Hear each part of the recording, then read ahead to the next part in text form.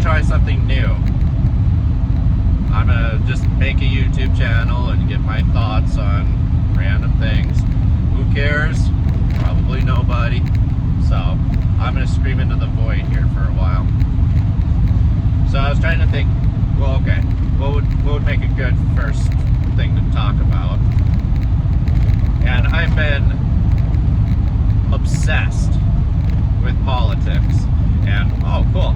Yeah, here's a new YouTuber talking about politics. Great. You know, haven't heard that one before. Well, I got a kind of a fun take on it, because I'll open with saying the most embarrassing thing I can about myself, and that's that I voted for Kamala Harris. Yeah, I know. So here's what happened. So I was born in 1990, which means I had just graduated high school, turned 18, when Obama was first elected in 08. Okay. I've always been fascinated with politics. Right around when we invaded Iraq in March of 03, I think, I started paying attention. So I was 12 at the time. You know, so idiot kid doesn't know what he's doing, whatever. But my background is I grew up with pretty conservative parents. I'm not going to say hardcore conservative, but very consistently Republican voting. But they didn't sit and try to throw their ideals on me or anything, but I was paying attention to the 2004 presidential election. That was Bush versus Kerry. And what I can recall from the time was that Kerry was a big flip-flopper. That was the big thing. And do you want to change horses midstream? Maybe I'm confusing that with Lincoln. I'm pretty sure that was the thing in 1864. But, you know, with the Iraq War, the invasion of Afghanistan, which was entering its second or third year at that point. Anyways, if I was able to vote at the time, I would have voted for Bush. And then 08 rolls around. Okay, this is the first election where I can actually vote. I turned 18 in August. The election was in November. So that was Obama versus McCain. And I always liked McCain. And I thought that he would make a better president than Obama would. So I voted for McCain then. And that's the last time I voted Republican. So, yeah, I'm being a dumb kid, dumb young adult. I still am, but 2012 rolls around. That's when I voted for Obama. That was Obama versus Mitt Romney. And I remember thinking at the time that Mitt Romney was very out of touch. You know, that was kind of the big narrative. He had the binders full of women. That little comment. I think he was the one who was accused of strapping his dogs or cats or something to the roof of his car. You know, the important issues, right? So I had voted for that, and my news consumption at the time, like, I didn't really realize it, but I was kind of a more look at the headlines kind of guy. Go on to Yahoo News, later on Google News or the Apple News app, scroll through that, whatever. Now the thing about being a libtard is that it can happen to you without you knowing. So, like, the big trap with that is it makes you think that you're smart, but like they're doing the thinking for you, trust the experts. That's a big one. Trust the science, right? Okay. So, like the climate change stuff, I was like, oh my gosh, like this is not gonna end well. And as the 2010s are going along, and I find myself kind of getting a little sucked more and more into this without even realizing it. There's that famous meme. It's the bell curve. So you got your dumb people getting smarter, and then your smart people. And the smart and the dumb people agree. They're the Republicans, and then the Democrats are the ones who feel like they're smart. And I gotta say, it's extremely true. So 2016 rolls around, and 2016 is fun. I remember that being such a, I described it as the greatest reality show ever made. And I still think that. So I was a big Bernie guy, and the only time I've ever donated to a political campaign, I threw him $50. I was really rooting for him.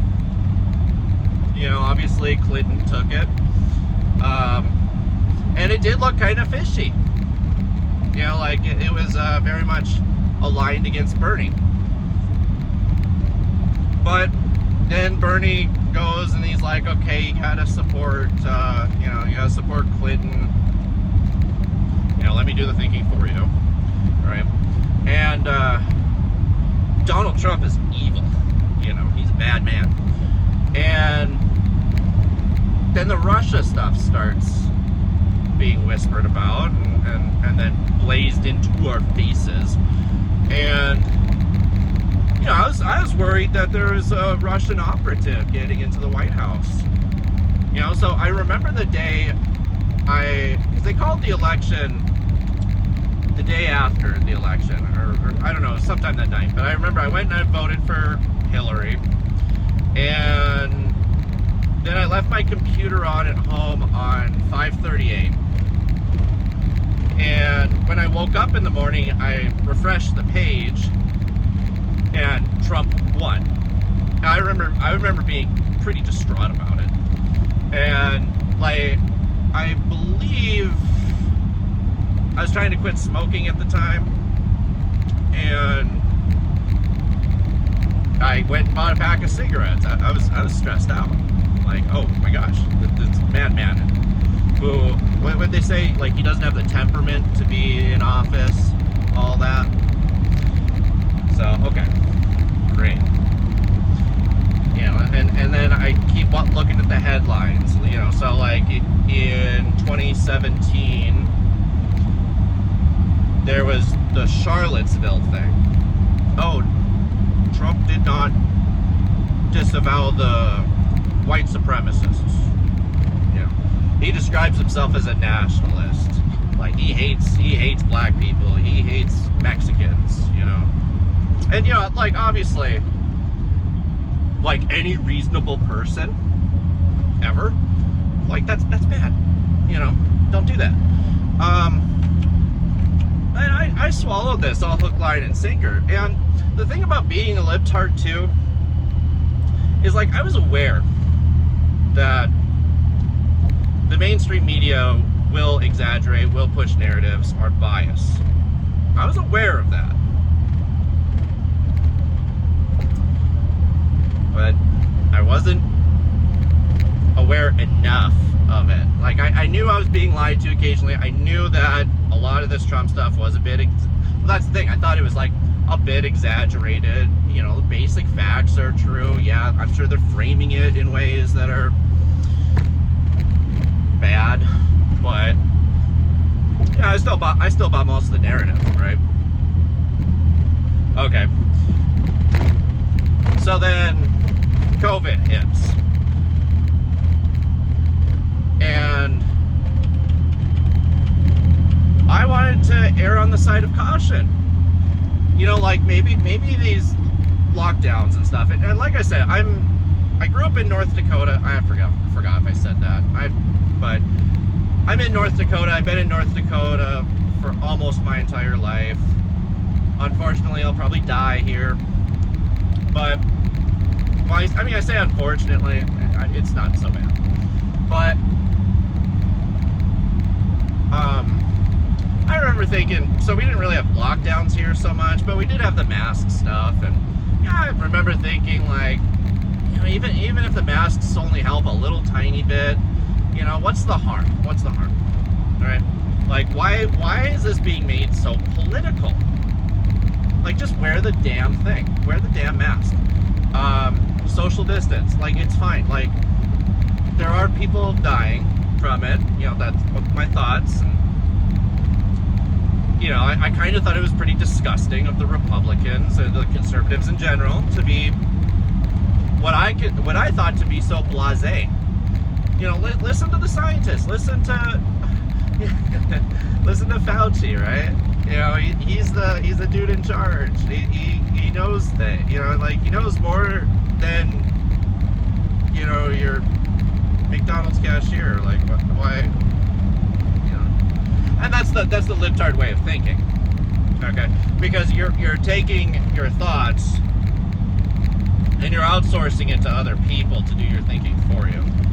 Okay, so that's kind of the trap there. So I was very anti Donald Trump by that point, and you know, I don't want to. I will go on a little tangent here real quick. When I got COVID, yeah, I was with my wife at the time, and we both had it, and we were both very sick.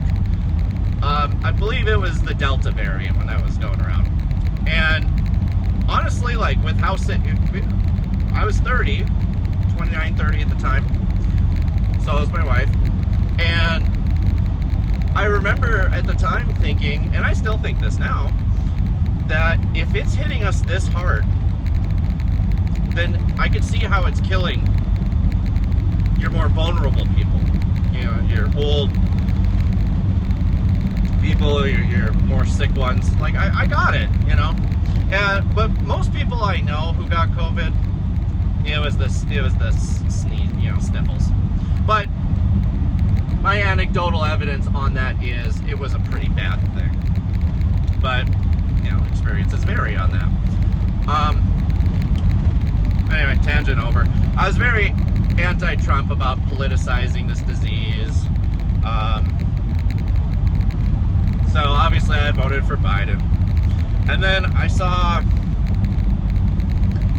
January 6th. And remember, I'm looking at, like, mainstream media headlines. So, oh my gosh, this is a freaking coup. Like, he is trying to hold on to power. He's trying to be a dictator. This is terrifying. You know, thank goodness Biden's coming in. And then, so Biden's in. And the thing about the mainstream media is, well, they don't show you a lot. Like, I didn't hear much about Biden during Biden's time in office.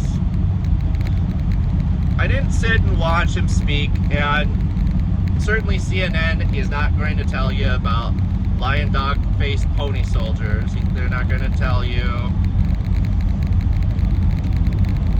any crazy thing. Corn pop. So I never saw any of that.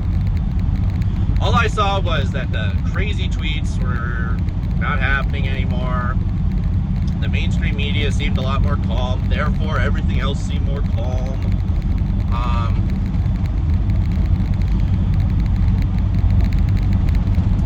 The biggest thing I noticed that was negatively affecting me with it was, just like everybody else, shit got expensive. But my leftist brain chalked that up to, well, COVID really affected a lot of things, and the knock-on effects of that are going to take a few years to be fully felt. This is predictable.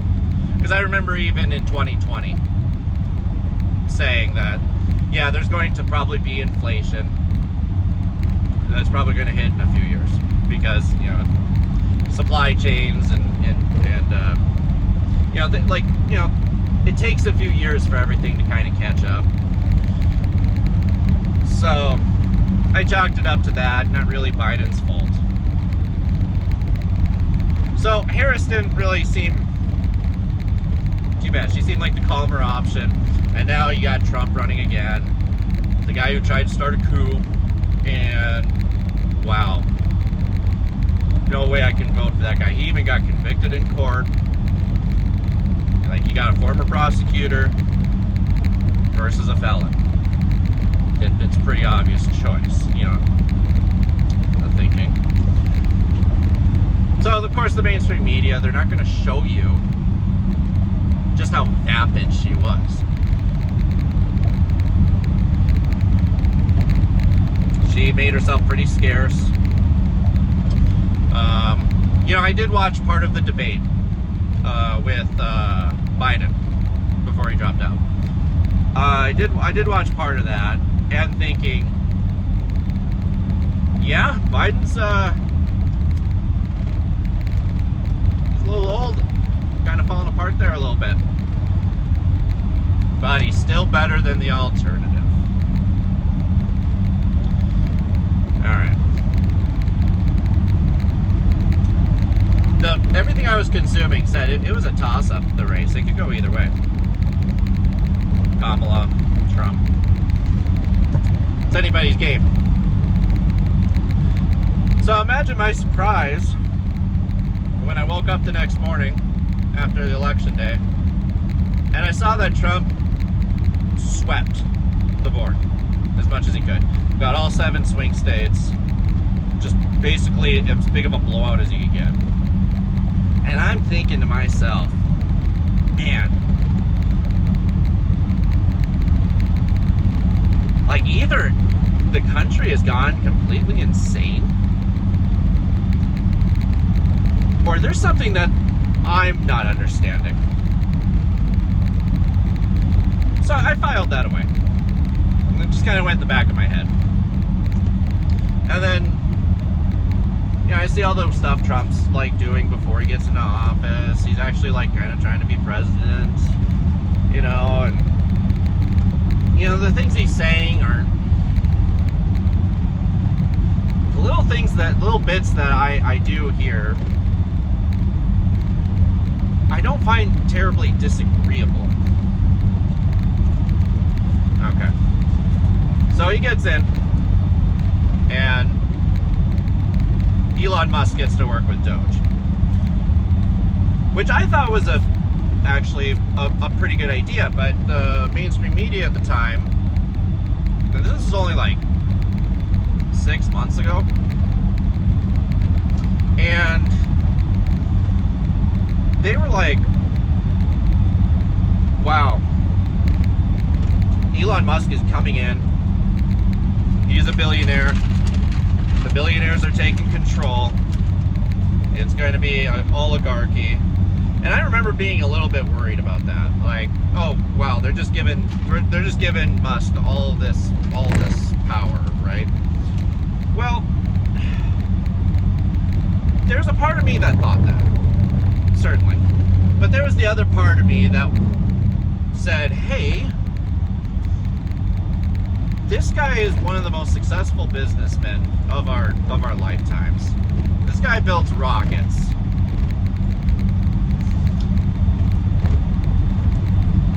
Like, if we're going to put anybody in charge of government efficiency, he's probably a good choice, honestly. Well, Elon Musk is the reason that I am now like hardcore conservative.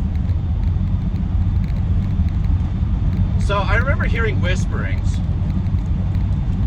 and this would be February, I believe.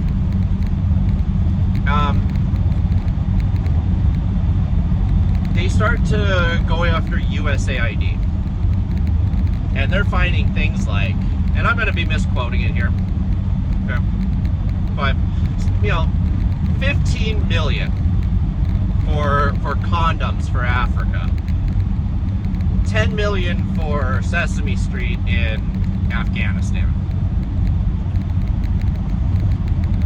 I just hear these whisperings. I'm not seeing this in the mainstream media, but I hear that. And I don't remember if someone was telling me that I know personally or where I saw that. But then that's the moment it clicked for me, because I realized that my mainstream media news sources were not talking about this. So I dug a bit. Is this credible? Is it really happening? They're finding millions and millions of dollars going towards these crazy programs like promoting transgenderism in Indonesia. Like, is this actually happening? Yes, it is. They have the receipts for this shit. Mainstream media is not covering this. And that's when I realized how much I was being lied to. And that's when I started digging, because that raises the obvious follow-up question. If they're lying to me about this, what else have they lied about? So the next thing I did was I watched Donald Trump's interview with Joe Rogan that he did right before the election. And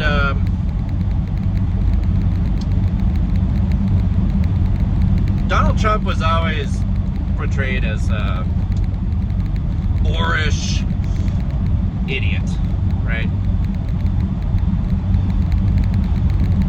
Trump was he's funny. He's a funny guy. He's funny. He's very down to earth. He's highly intelligent. He's quoting historical sources. He's talking about Abraham Lincoln and Lincoln's family and stuff. And this is mostly coming off the top of his head. I mean, I'm sure he rehearsed some of it, whatever. But, he's having, well, I don't need to explain Joe Rogan to anybody here. It's hard to fake an interview. It's too freewheeling. So I watched that and I realized, wow, this guy's actually he's not some evil fascist idiot, buffoon. He sounds great. And it's the first time I listened to him at length. Okay, so then I start watching more Trump past things. I start actually digging into what he's trying to do now. And right around that time was when he did that speech to Congress. Kind of the State of the Union, but, it's his first year. And thinking that that's the greatest political speech I've ever heard in my life. Not that I've sat and listened to a ton of them. So, there's not exactly a huge pool to draw from. But I liked everything I heard.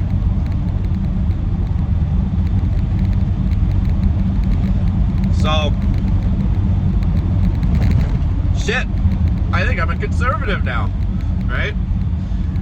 And then I really dig in to what the Liberal Party, Democrats. So, when you're deep in libtard territory, the mainstream media isn't covering the crazies. But the people, the conservatives, who point out the crazies are vilified as the crazies themselves, the crazy conspiracy theorists, whatever. So, I've heard of things like talking to kids about transgenderism, whatever. But I always thought that was, you're picking weird edge cases here. So it was never clear to me how pervasive it actually was, and how crazy the left actually has gotten. And right now it's super clear. Like, anybody there's going to be lots of stories like me. Okay, because they've gotten so crazy at this point that it's hard to ignore it. But I start realizing that, well, conservatives are not the evil people who want to take us back to 1955, even though, like, 1955 actually had some pretty good stuff going for it compared to now. Bad stuff too, okay? But no, they're the party of common sense. Everything, well, not everything, okay? And I'm not sitting here being like the Republican Party is the greatest thing on earth, and they do no wrong, okay? They're all politicians in the end. But your conservative policies and things of that nature, it's really less liberal versus conservative, and it's more common sense versus lunacy at this point. And I kept digging for lies.